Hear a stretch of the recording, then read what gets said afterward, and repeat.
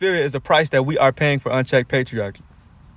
Let me say this again. Pedophilia is the price we are all paying as a society for unchecked patriarchy, because it's the same system that said a woman is subordinate to me, a child is subordinate to me, and my sex is superior and an accessory to my masculinity. So therefore, the fulfillment of this desire is what validates my existence. And this is a dynamic duo. We overlook the fact that when man granted himself sovereignty, complete sovereignty over women, he also granted himself complete sovereignty over the body of a woman and a child. We overlooked how this ideology is actually oppressive to youth, because children are not taught to have dignity. They're not taught to be expressive, have opinions or emotions. They're only taught and expected to be submissive, just like the woman. You have to pay attention to the hierarchy. The man is sovereign, the woman is inferior, the child is inferior as well. But then again, the boy is superior, then the girl is inferior. And this opened the door even wider for little girls to be abused. Patriarchy really never had any accountability, so of course it's always the little girl's fault that she was sexualized as early as possible. This also means that younger men are not safe either, because male dominance doesn't discriminate, nor does it stop at women. That's just the start. Though the hierarchy says that the man is sovereign, the little boy is still within the child category, making him inferior to the adult male. Think about men at higher levels of authority abusing younger men.